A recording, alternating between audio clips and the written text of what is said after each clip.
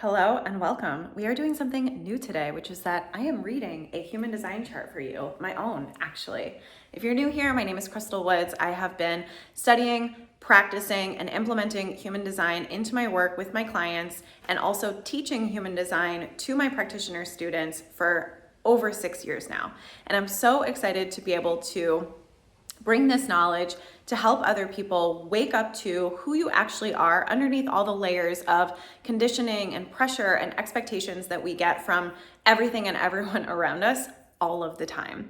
I find this tool is especially helpful for you if you've ever felt like you don't quite fit in. Human design can be one of those very validating tools that can help you feel so seen and so understood and give you full permission to do and be who you know on your heart and maybe who you've always known on your heart that you're here to be and to do. So, as I said, we are going to get into this. I want to give you a little bit of an idea of my style because I like to read a chart pretty holistically. We are going to go into some specific elements, but I want to give you an idea as far as how can you actually maybe look at your own chart and gather some insights for yourself. And then beyond that, what are you going to do with that information? So I'm going to try to weave in as many personal examples as I can of my own journey with my chart over the last 6 years. And to be honest, this is going to be extra fun because I haven't really studied my chart that much lately. So I'm going to try to separate myself from myself and read this chart as if it's not really me, as if this is a client of mine, and give some insights and some practical tips for this chart that, of course, I'm going to watch again later and maybe potentially take my own advice. So, human design for me has been such a journey. As soon as I discovered it 6 years ago, it really just opened my world up. It helped me to see all the ways in which I was operating kind of against my own natural flow of energy. And as I said, it was really permission giving for me to just go for what I felt like was right for me. And it also helped me to see what was right for me instead of looking around at what everyone else is doing, instead of looking around at what is working for everyone else. It made me really stop and consider, well, what's going to work for me? Fun fact, when I found human design, I actually thought I was a projector. And for context, my mother is a 3/5 projector. And I've always, shocker, kind of put her up on a pedestal a little bit. Mom, if you're watching this, you know I love you so much. But without getting into the whole history of my life, I always kind of put my mom on a pedestal. I always kind of wanted to be her. And so when I found out that I was a manifestor, I was like, no. I'm totally a projector. But sure enough, the more I dove deeper into it and the more I really self-reflected, the more I saw that yes, indeed, I do resonate with the manifestor type. And what really sold it for me was when I started experimenting. And if you're newer to human design, it really is an experiment. And that's how I like to look at it.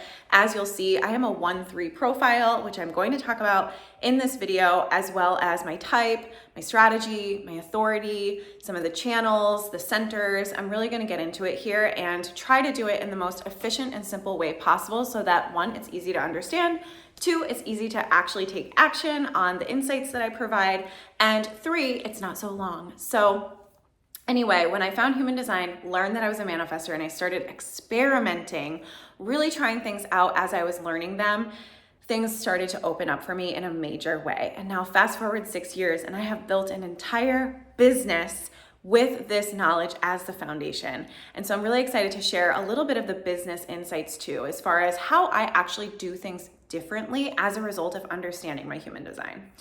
Okay, so first of all, let me just give you a quick overview of my chart. As I said, I apologize for how it's kind of backwards and maybe difficult to read. We're gonna work on that. But for now, I'm a 1/3 emotional manifestor. So my type is manifestor. My strategy is to inform and to initiate. My authority is emotional authority. So wait for clarity. And then my profile is 1/3. So the investigator martyr, if you're looking at the traditional human design, the OG content, as I like to call it. So I'm going to talk about what all of these things are. I'm also going to talk about the centers, which I'm just realizing now that I didn't color in. So let me go ahead and color these in for you. So I have a defined emotional solar plexus, heart center, ajna, throat, and spleen. Okay, so I'm going to talk about what that means, what these defined and undefined centers mean, and how you can really look at yours for transformation, for reprogramming, for deconditioning yourself. Okay, so I also want to share with you some personal anecdotes, and I will do this as I kind of go. But again, as a 1-3 emotional manifestor, it really has been, I've been learning through trial and error, and that is very typical of the 1-3 profile. So if you also have a 1-3 profile, leave a comment right now and let me know. Or if you have any other similarities to my chart, let me know in the comments. I would love to know what we have in common. But as a 1-3 profile, I'm really here to learn things the hard way. And so with human design, it has been such an experiment for me, and it continues to be. I continue to peel back more and more layers as I go through different stages of my life, different experiences in my life. I'm constantly learning lessons, right? As we all are. And my job as a 1-3 is really for the embodiment of these lessons through actually experiencing them. So reading the book is not quite good enough for me, or someone telling me the stove is hot is not quite good enough for me. I've just got to like touch it just a little bit and find out myself, right? So let's go ahead and deep dive into this.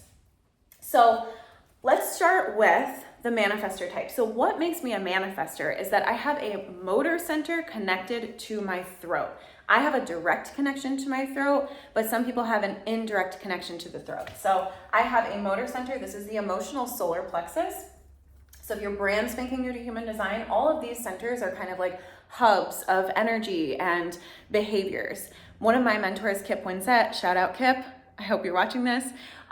Kip told me once to look at my human design chart as if it is a map of the brain. And so everything that's defined, everything that's colored in, everything you see here that's colored in are like those neural pathways that are traveled the most. That's what's most consistent and reliable for you. And what's undefined in the chart are the things that are not so consistent, not so reliable. And those are the areas where you're really influenced by other people's behavior around you because you don't have that consistency to sort of fall back on, so to speak. So for me, I have a defined emotional solar plexus. This is where the nervous system is.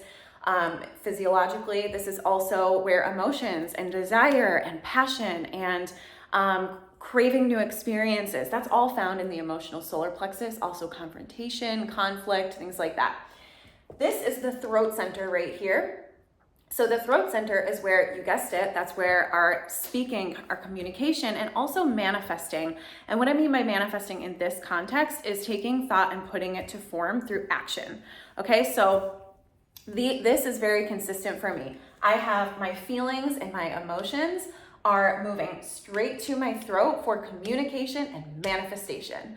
Okay, so as an emotional manifestor, I am here to have an emotional impact. So I'm here in my feels. If you have a defined emotional solar plexus center, even if you're not a manifestor, you are always somewhere on your emotional wave.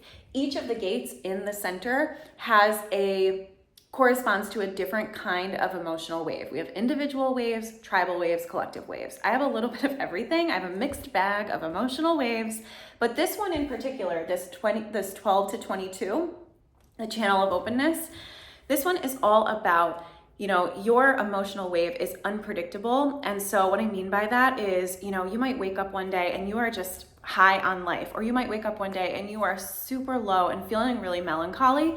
There's not a lot of predictability there. There's not a lot of, these waves tend to come in spikes.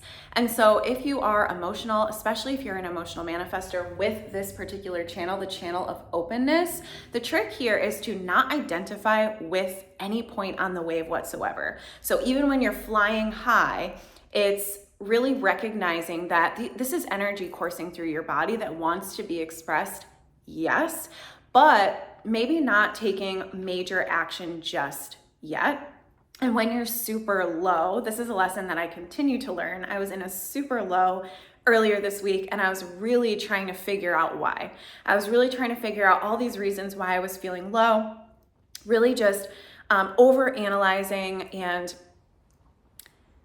yeah, I won't get into all of that, but I will just say that there is a tendency a lot of times when you're emotional or when you're feeling something big, that you're going to identify with that emotion and look for a reason why it's happening. And that's the trick with this, is that that's not really the purpose. Yes, it's the purpose to feel your emotions and to honor your emotions, but really what this energy is, it's deeply creative and it wants to be expressed creatively when you're in the mood. So usually for me, when I'm in that low, after the low, I come back up and I have all this energy to express, right? I want to go and be social. I want to share my voice. I want to, a lot of times with this channel, where there's poets and performers and dancers. I've been a dancer my whole life. Singers. Adele has this channel. So for me, it's understanding that the lows have a purpose just like the highs do. And usually the purpose is some sort of creative expression.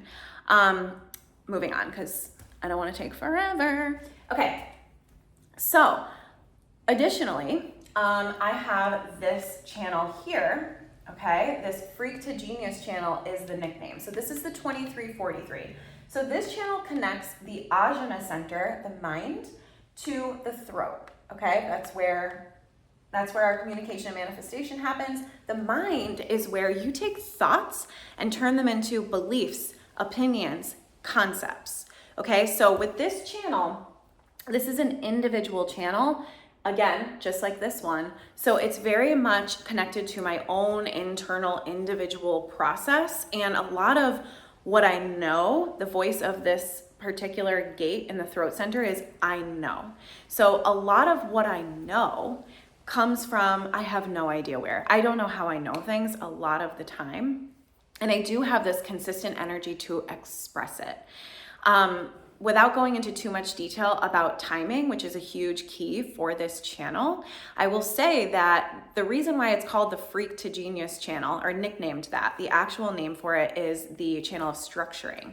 So the reason why it's nicknamed the Freak to Genius channel is that when you are expressing your individual insights, so the things that, for me, it just like comes like a bolt of lightning sometimes, like, ooh, you know, and a lot of times when I'm in client sessions, for instance, I feel like I am channeling information, I'm channeling visions, I'm knowing things about whatever we're discussing that I just couldn't, I don't know where the knowing comes from. And so it's understanding that when you have the proper timing and the proper audience for the things that you know, for these individual insights that you're receiving, they are received extremely well, and they have the potential to completely change the way that someone sees something or the way that someone thinks about something, okay? But when you do not have the proper timing, so maybe you're trying to, you know, you have an insight and you just blurt it out to whoever will listen, a lot of times this is where you're looked at like, I don't know what you're talking about, right? So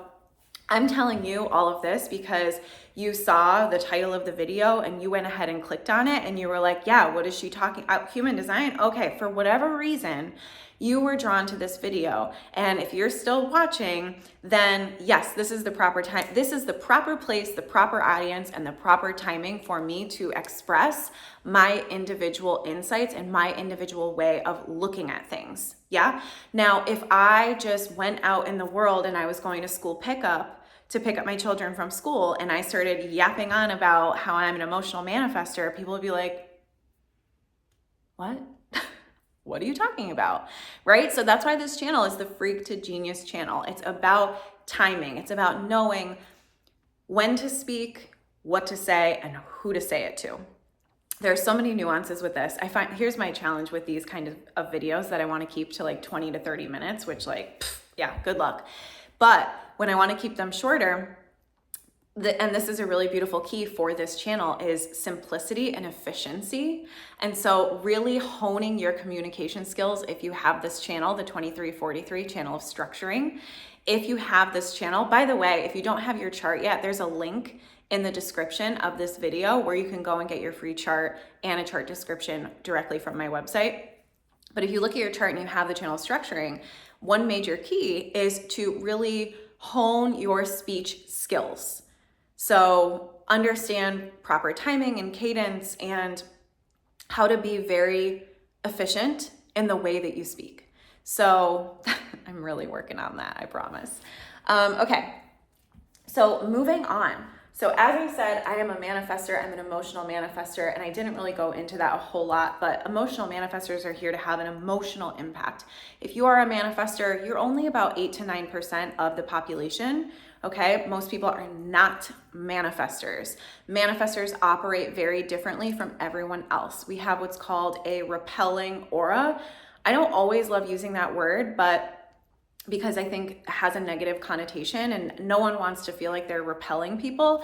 But I want to implore you to really embrace this. I really want you to embrace your repelling aura, because the more you repel the people that aren't for you, the less drained you will be and the more impact you'll actually have, because you'll only have the correct people for you in your field. So the reason why manifestors have a repelling aura, and other words that I like to use to describe the manifestor aura, are closed and dense. So where, for instance, a generator aura is very open and pulling, a manifestor aura is it's dense and it's pushing. The reason for that is that manifestors are designed to not be easily influenced by anyone around them, because manifestors are here to have these visions. Manifestors have vision. Manifestors have vision that, of things that have not happened. So, maybe you're an inventor, or I don't know, I have visions all the time. If you are in business, I'll tell you that manifestors in business, usually what you're creating and what you're offering is something completely just out of the box, something that has never been done before. And that's usually an indicator that you're on the right track, that it hasn't been done before. Manifestors have been called the spark, the initiator, the trailblazer, the innovator, right? Not to say that you can't be these things if you are not a manifestor, but this is the trademark of the manifestor. So if you're here to have a very unique vision that's never been done before, of course you're going to have a closed, dense, repelling aura, so that you can repel the people who are not meant for this vision, and also protect the vision, because it's so easy to be influenced by all the noise, especially in the world we live in today. I see a lot of manifestors not in their power because they are allowing everything and everyone around them to influence them right the hell out of their vision. So if you are a manifestor, please embrace your repelling closed aura. Trust that the more you are, the more you will actually repel people, and that's a good thing, okay? So moving on. Actually, I'm not moving on, because I want to tell you about the strategy of the manifestor. So the strategy of the manifestor, given that you have these visions, given that you are here to initiate these visions, and what I mean by that is really just speak them into existence, understanding where the right room is for you to talk about your ideas and to get the ball rolling. And when you talk about your ideas and you see people respond to them, and you really want the idea, the vision, to be fully formed. By the way, a lot of manifestors are like spewing their ideas everywhere before they've actually decided on one. When you have a vision and you have decided that this is your vision, this is what you are meant to bring into the world, after you've already made the decision, then you're going to share that vision.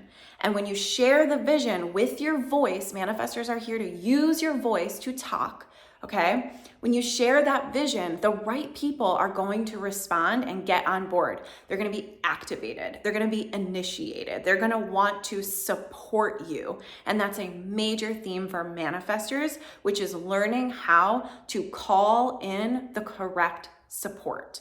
So when you speak these visions aloud and people are responding and they're getting on board, you're here just to have the vision and initiate it.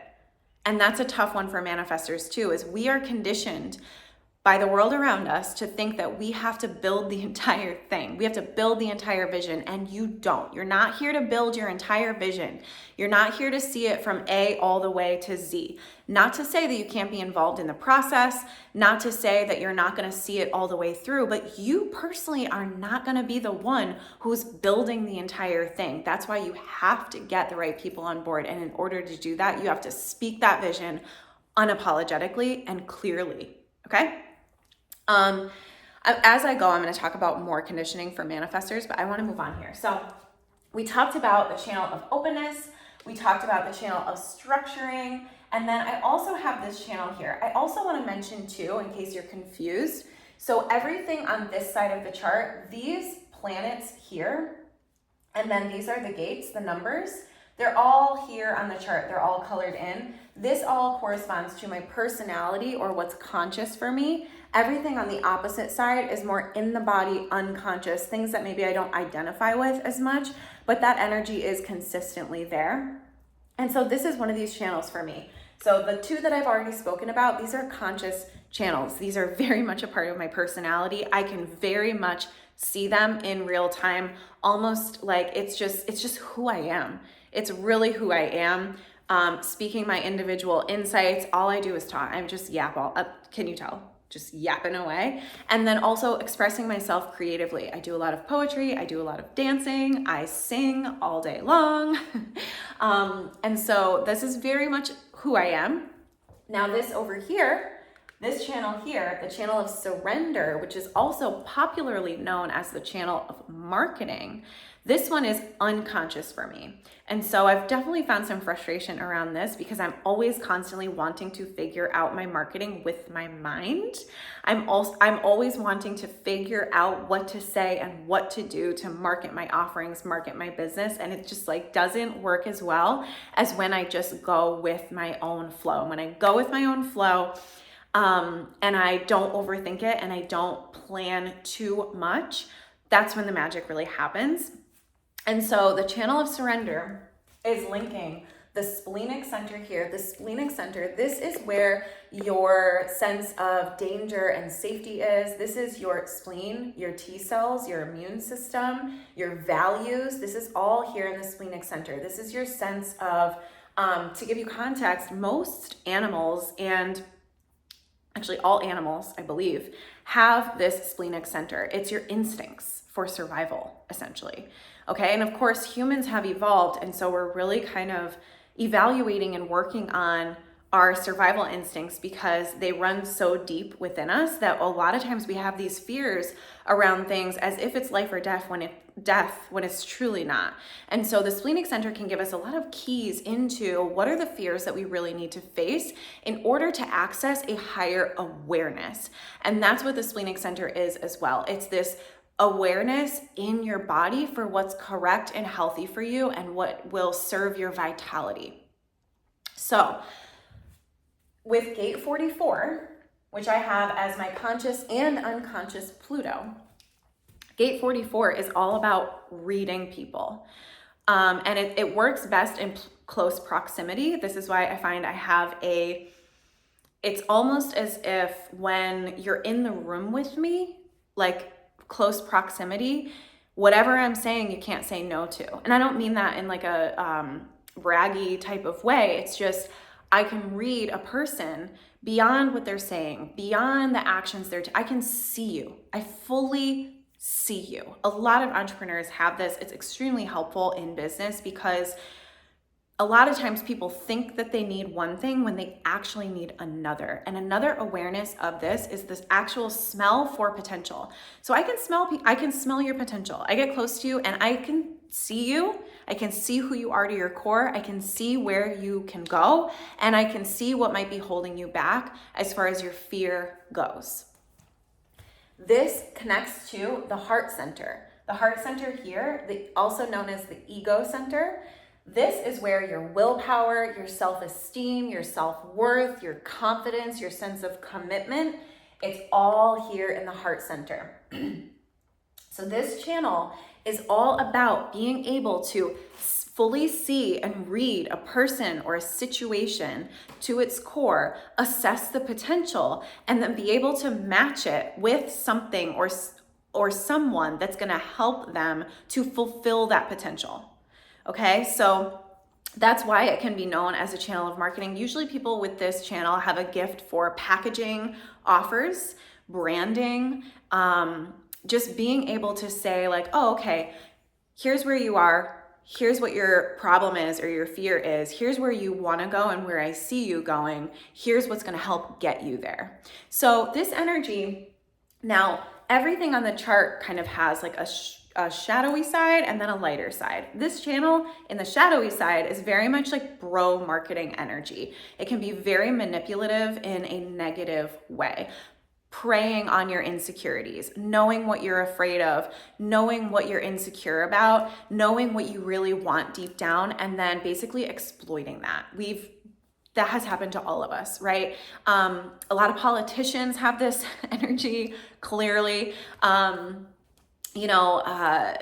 Anyway, but the lighter side is understanding that manipulation is not always a terrible thing, because what you can do is actually say what that person needs to hear in order for them to take an action that will actually help them fulfill their potential. So I think this channel is actually what is partly what makes me very good at what I do as a coach and an advisor, because I'm able to say like, yeah, I know you're scared of that thing, but here's what I see for you. And here's a better belief to choose, or here's it can be very it's almost like positive manipulation, right? I got to come up with a better word, because I feel like manipulation definitely has negative connotation. But this energy, the channel of surrender, the channel of marketing, that's a big one. Okay, and then I want to talk a little bit more about this heart center and the splenic center. So the splenic center, if you have a defined splenic center, I'll give you an example. So defined splenic center, you have a very strong system, okay? Strong immune system. You also just have this tendency to know like when to stop drinking, just how much drugs you can take before there's a disaster, and other things too, like what to eat. Your body just naturally knows what's good for you and what's not good for you, like what's going to help you survive and thrive and what's not.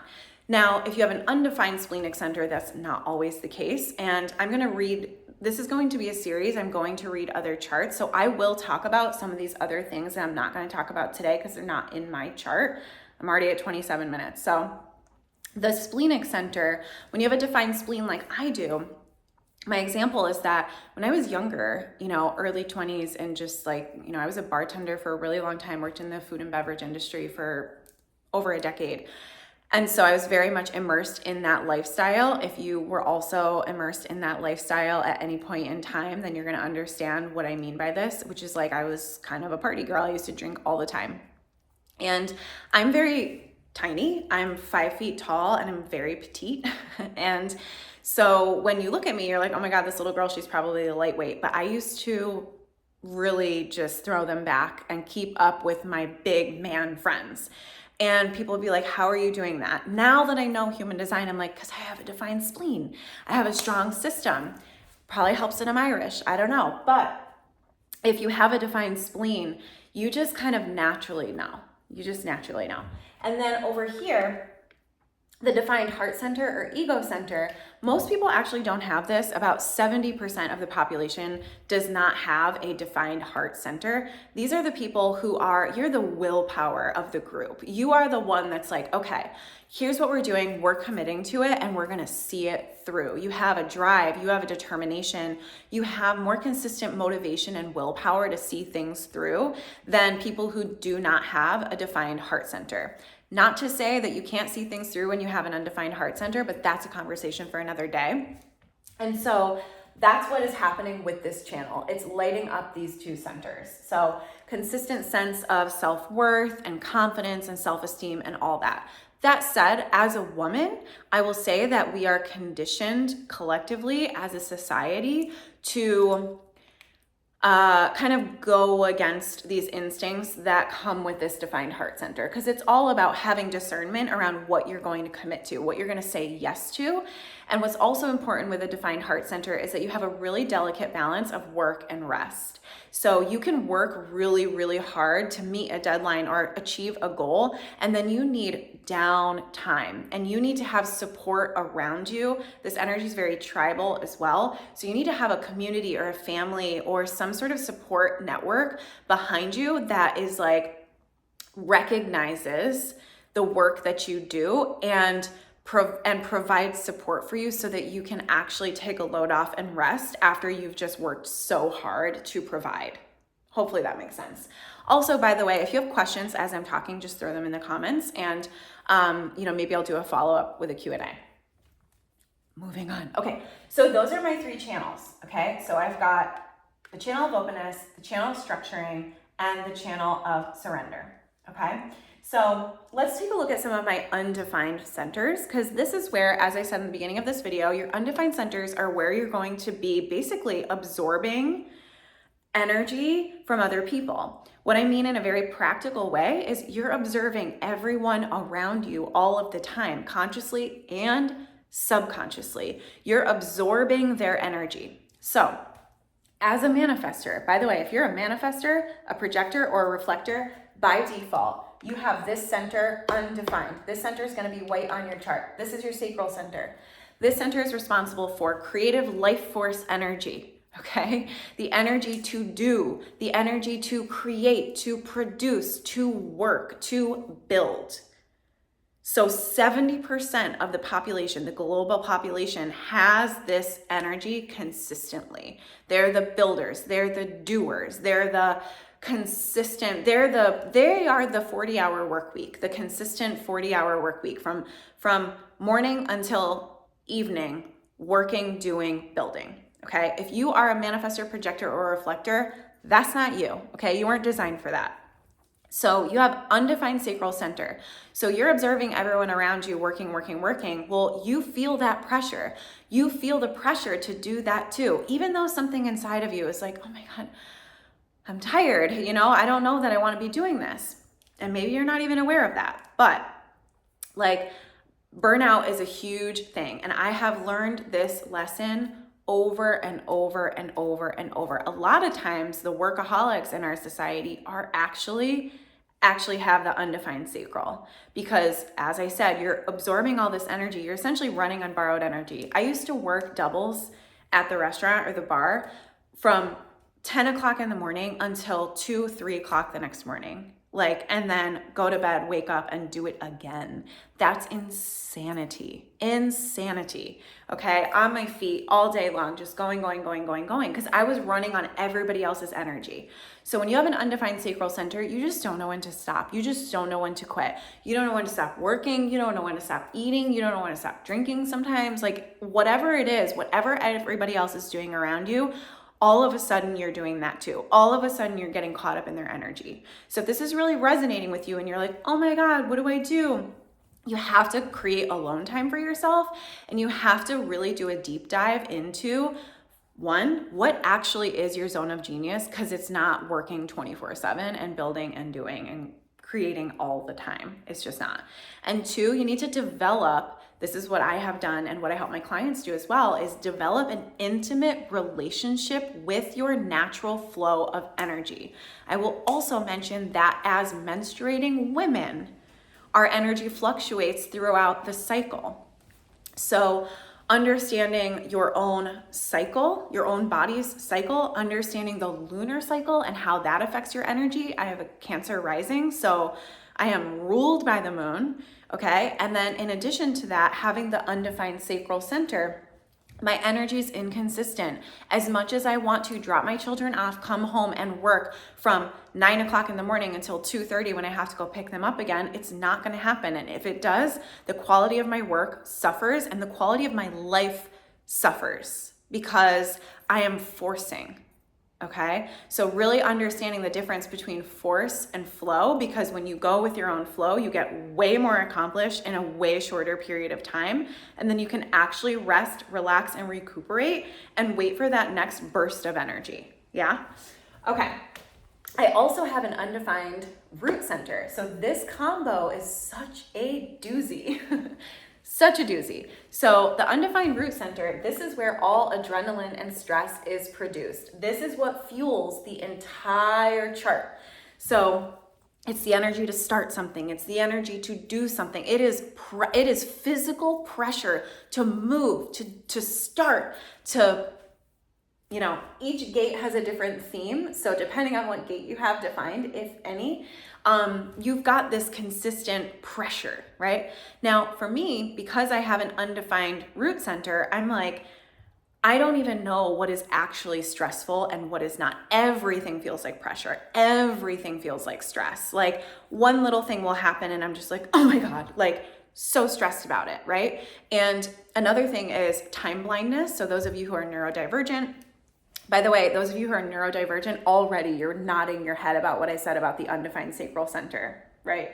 There's like God mode and rest mode, okay? And with the undefined root center, time blindness is huge. So you wanna definitely make sure you're developing a relationship with time where you can understand that depending on what mode you're in, time will move differently and time will feel different to you. What else? Stress. So handling stress. If you have an undefined root center like I do, you don't really have consistent ways of handling stress. It's something that you learn over time. For me, I've learned through trial and error. What are healthy ways of coping with stress and pressure? I used to do it through drinking, through partying, through lots of unhealthy coping mechanisms, okay? That could be literally an entire episode. Lots of unhealthy coping mechanisms. And so what I've learned over time, and this work has helped me so much, is learning how to handle the stress and pressure in healthier ways. So for me, movement is huge, and like not just, oh, like I'm doing a little bit of yoga. No, because I have two motor centers. So these two centers produce a lot of energy. These two centers absorb a lot of energy. So for me, what works best for me, and also to this same point with a manifestor aura, for me, it feels almost like I have to push energy out of my aura once I've absorbed it. So I love to go to the gym and get on the treadmill and like breathe really hard and fast and sweat and just allow this energy to leave me. And also it's a great way for me to relieve pressure and stress. So movement is huge for me. Also, breath work is so good for this. I'll drop a link to the breathwork app that I use. You can do a 30-day free trial for it. It's amazing. It has breathwork, meditation, and sound. And that has been a game changer for me as well, doing breathwork, meditation. But any practices, it might be something completely different. It might be that you love to work in the garden, whatever it is where you feel like you get a release of the pressure in a healthier way. This one's a big one too, the head center. I'm gonna save the G center for last. We're already at 37 minutes, so I hope you're enjoying this. Wide open head center. So this is like, when you have a wide open head center, this is your pineal gland. This is the gray matter of your brain. This is thoughts that are not quite tangible yet, right? So these are just thoughts that are coming and going. And so this is another one if you're a neurodivergent. By the way, 70% of the population has an undefined head center, okay? So for 70% of us, sometimes it's hard to hold on to those thoughts. That said, we're also really inspired by everything.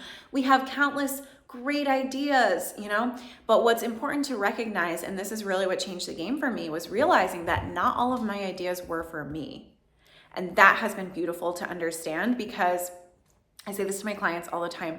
I will actually get ideas in the shower, and now I understand that a lot of my ideas are for my clients. So I'm literally grabbing my phone while I'm in the shower, like, hey, oh my God, I have this idea for a strategy, right? And it's for them, and I know it's for them. I know it's not for me, but I used to try to write every single idea down and execute it for myself, and it was insanity, okay? So talk about throwing spaghetti at the wall.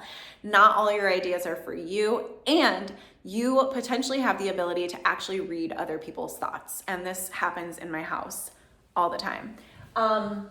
Lastly, G center. And by the way, with the wide open head center, you're really here to learn mindfulness. If you've ever read the book or watched the movie Eat, Pray, Love, there's this line in there where I think his name is Richard, where he says, listen, Liz, you need to get to the point where you're able to choose your thoughts like you choose your clothes every day. And I love that for the undefined head center, because That's really where you want to be. You want to understand that you have a wild imagination. Your mind is a total playground, and it is extremely stimulating for you and can bring you a lot of these brilliant creative ideas. It's wonderful. And it can also very quickly be really overwhelming, and you can feel a lot of pressure to figure things out, choose an idea and stick to it, answer everyone else's questions. Like, you can very easily get super mentally overwhelmed, and this can turn into anxiety that is hard to manage.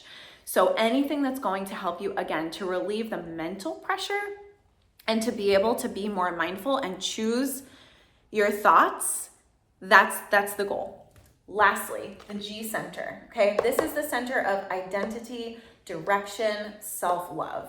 So, and really love of all kinds. So if you have an undefined G center like me, you do not have a consistent sense of who you are. You do not have a consistent identity. You probably feel like you are a different person depending on what room you're in and who you're around. We are the chameleons.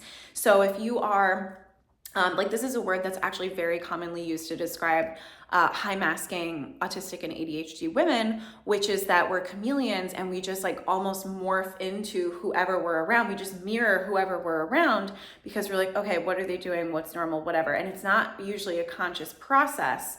But what ends up happening is you can almost like absorb the identity of another person. So if you are, for instance, in a partnership and you live with that person, you really do essentially become a different version of yourself when you're with them. So a really beautiful question to always be asking yourself, especially when you're around new people, is, do I like this version of myself, right? Do I like the version of myself that I am being right now? Because I am mirroring them.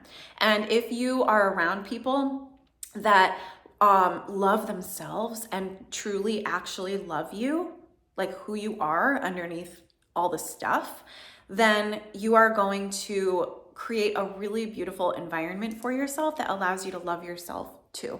So being really selective about who you're surrounding yourself with, you know, that quote that's like, you are the 5 people that you surround yourself with.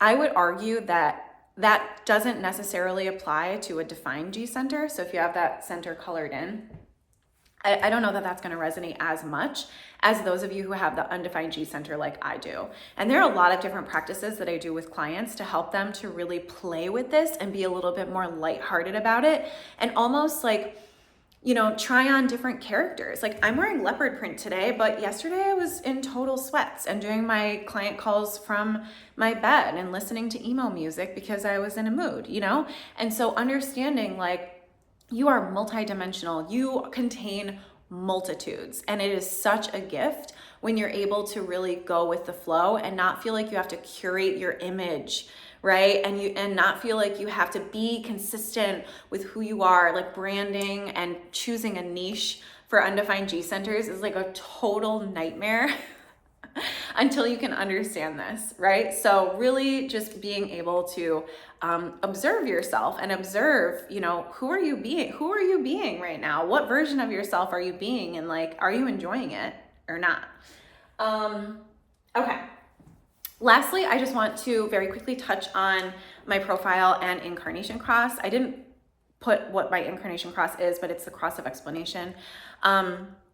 First, my profile. So your profile is made up of, if you look at the gate, these 2 gates here, so this is your conscious sun and earth, and then your unconscious sun and earth. And then there's the gate here, and then there's a decimal point and then a line, okay? This line and this line makes up your profile. So I'm a 1-3 profile. The 1 is the investigator. This is the deeply curious, okay? So very curious. I have an episode. Yeah, it is a YouTube video as well as a podcast episode that is a full-blown masterclass about the 6 profile lines. Highly recommend you go and watch that. I'll drop that link in the description as well. So the 1 is like new soul, pretty much. Like, here we are. Let's get like, where the heck are we right now? What is happening? I want to know everything there is to know because I want to feel secure. I want to feel safe and grounded, and I need to set a solid foundation. So if you have a 1 in your profile, you're very foundational. What's my foundation? Security is a major theme, curiosity, research. Usually you have some kind of special interest. Again, if you are neurodivergent, you're probably gonna really resonate with that. This is clearly my special interest, one of them. And so it's like when I found human design, it wasn't like, oh, let me just like buy a book and get a reading. It was like, no, I need to know everything, right? And I need to know everything before I open my mouth and share it, right? And so imposter syndrome is a big shadow for the one-line profiles as well. So if you're a 1-3, a 1-4, a 4-1, or a 5-1, so really just understanding that you are deeply curious, you want to feel prepared, because when you are prepared, you feel emotionally strong and secure and like you have a solid foundation. So doing your due diligence, doing your research without overdoing it and feeling like you have to know everything, because that's impossible, but just feeling really secure in whatever it is that you're doing. This could be anything from going to a new restaurant. Like, go ahead and scope out the parking sitch. Go ahead and scope out the menu. Go ahead and figure out whatever you need to figure out so you feel secure going to that new place, right? What else about the 1? I could go on, but again, this is getting really long. So how about the 3? So the 3 in my profile, that's in the second placement, the unconscious, right? So the 3 is unconscious. This is very much in my body. It's very present, but it's not something that I necessarily identify with. And the 3 is like, let's fuck around and find out. Let's experiment. Let's learn through trial and error. Let's learn it the hard way. Like, okay, we know enough. Let's go experiment. Let's go try it, right? And so the 1 just really wants like this solid foundation, wants to feel secure. And then the 3 is constantly pulling you into new experiences, new relationships, so that you can embody the knowledge. So the 1 wants to learn it, the 3 wants to embody it and embody the lesson. And the 3, that is a major theme for 3s, is you're here for embodiment. So if you're a 1-3, you are here to set a secure foundation and also help others to do that as well in their own lives and businesses, which is huge for me. A lot of times slow and steady wins the race. For a 1-3, I have spent a lot of time setting the foundation of I've done a lot of trial and error. I've thrown a lot of spaghetti at the wall. Now I'm at a point where I feel like we have built a very solid foundation for my business, where we're really ready to scale in 2025. But I've had my business for 6 years, okay? I have wanted to rush it. Rushing is a huge theme for the Undefined Root Center. I have wanted to rush it every single step of the way. Make it happen faster, make it happen faster, make it happen faster, even though I knew it was probably going to be slow and steady growth with that 1-3, but you live and you learn, and that is such a motto for the 1-3 profile. And the 3, like I said, the 3 can be a little bit messy, can be a little bit gritty, can be a little bit raw, can be a little bit rebellious, it can be a little bit experimental. The 3 is an alchemist, The 3 just turns shit into gold, turns, a really hard lesson into wisdom, embodied wisdom to help other people. Right? So yeah, I've thrown a bunch of spaghetti at the wall. Yeah, I've made a lot of mistakes. Yeah, I've messed up. And now I'm able to serve my clients at a much deeper, more holistic level, because I don't just know, I know, right? So yeah, let me know if that resonates with you if you're a 1-3. And then lastly, and I swear I'm gonna shut up, lastly is my incarnation cross. So your incarnation cross is also made up of these 4 gates. So your conscious sun and earth and your unconscious sun and earth make up your incarnation cross. I'm not going to give you a whole lesson about incarnation cross right now, but I will say mine is the cross of explanation. And it's all about efficiency, simplicity. It's about being able to take really sort of abstract, unclear concepts and distill them down and communicate them, explain them in a way that is immediately applicable, and for me as a manifestor, impactful for whoever is receiving it. And I get that all the time, that I'm able to take this really layered, complex sort of out there abstract system and bring it down to earth, right? And express it in a way that that's actually actionable, that you can do something with, that makes sense to you, whether you are a CEO in a boardroom and have never heard of energetics, or you are a totally woo spiritual whatever. It doesn't matter. It doesn't matter who you are. I explain this stuff to my children, okay? They're 5 and 8. So being able to take these topics and distill them down. Now, that said, with the cross of explanation and with really anything, so anything that I'm saying, you know, in human design, the guy who brought us human design, Ra-Uru-Hu, used to say, everything is, you know, a binary. And even when you read the Gene Keys or you read the I Ching, everything is a binary. So when you look at something like your purpose, which your incarnation cross is sort of like this theme for your life. Some people call it your life purpose, but that word seems to trip people up because they think purpose equals vocation, and it doesn't. I almost look at your incarnation cross as like this lens that is over your whole life, this theme that follows you no matter where you go. So, you know, if you're a teacher or you're a firefighter or whatever you are, when you have the cross of explanation, there is going to be this element of speaking for sure. Now, the flip side of that is that you might have a lot of fear around speaking. Speaking might be really hard for you. A theme for the cross of explanation is that you probably are going to have to refine your speaking skills. I somehow, maybe, I don't know how, knew this when I was younger, but when I was really little, I wouldn't talk to anyone. And my conscious sun gate 23, if you look at the shadow of it, it's actually dumbness. So not dumb like stupid, but dumb like not speaking. And I actually wouldn't speak to anyone but like my parents when I was really little.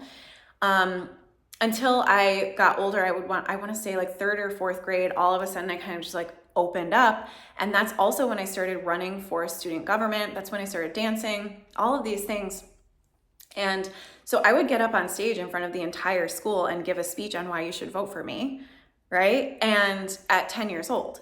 And so I have been honing my speech skills for a really long time. Like, you're watching this video, it's been 51 minutes and I haven't stopped. There are no edits. I have not stopped because I don't have time in my day to edit. So I get to a point where I just have to be able to say it all because I don't have time to edit. I could probably make the video a higher quality if I did edit, but I feel like it's just fine. I'm getting through it just fine. There's not a lot of filler words. There's not a whole lot of confusion, right? But these are skills that I have learned over doing this over and over. And I've done hundreds of human design readings. I have said these things hundreds and hundreds of times. So repetition is a big one too. So if you have the cross of explanation and you're like, it says that I should speak, but blah. Repetition, practice. You are here for it. You are here to speak. You are here to change the way that people do things and think about things. And you're here to help them understand things in a different way through what you say to them and through the way that you explain concepts. And it's going to be very individual to you, right? You're going to explain things in a way that nobody else does. But in order to do that in the most simple and efficient way, you have to hone your skills. Okay, boom. I'm going to stop there. But I'm looking at my notes here. Okay, so as I said, Emotional Manifestor, 1-3 profile, cross of explanation. Maybe I should do like a part 2 and talk a little bit more about my journey in my business and some of the things that I have tried that really didn't work that well for me, and some of the ways that I've really changed my business, changed the foundation of my business, changed the way that I show up in my business, pretty much every aspect, to be more in alignment with this, because this is who I am, right? This is my natural flow of energy. This is who I'm here to be. This is what I'm here to do, right? So if you have questions about that, how to apply that to your business in a very real way, if you have any of these specific placements, please let me know. As I said, this is going to be a series. I'm going to be reading more charts. I am going to be doing a giveaway soon, as in I'm going to do a session like this with another human, where I'm going to read your chart, and I'm also going to be coaching you and advising you in your business. So if you are an entrepreneur, especially if you are a creative entrepreneur, spiritual entrepreneur, service provider of some sort, and you are at a point where you have a pretty solid foundation for your business, but maybe you could use some help tweaking things. Maybe you want some help with something specific like your messaging or whatever it is, or maybe you just want to learn your human design and how you can really go with the flow more in your life and your business. We're gonna do a giveaway soon. So make sure that you keep watching these videos, subscribe to the channel so that you know when they're coming out, and you'll have the details about the giveaway. And if you'd like to work with me, if you would like for me to do this for you personally in a one-on-one session, I do have very, very limited single sessions left in 2024. So I'll drop the link for that as well. You'll wanna book pretty immediately because those are filling up. And then I have applications open now to work with me in 2025. So, oh, and also, just a quick note, we still have spots open for work weekend. So if you actually want to come here and meet me in person and spend a weekend with me and seven incredible women who are also creative, visionary, spiritual entrepreneurs who are taking a few days to get out of the day-to-day grind, stay at a beautiful house on the coast, get some focused work done, nerd out on human design and astrology and pull tarot cards and oracle cards, get massages, eat delicious food from our private chef, have your own room. It's not one of those retreats where you have to stay in a tent with another person. I'm a manifestor. I'm just no, I need my own room. Thank you very much. You'll have your own room with a beautiful bed. It's super cozy and gorgeous, luxury looking, feeling accommodations. And we're gonna have dinner at one of the nicest and best restaurants in the area right on the ocean for our celebratory dinner, and lots of other fun things.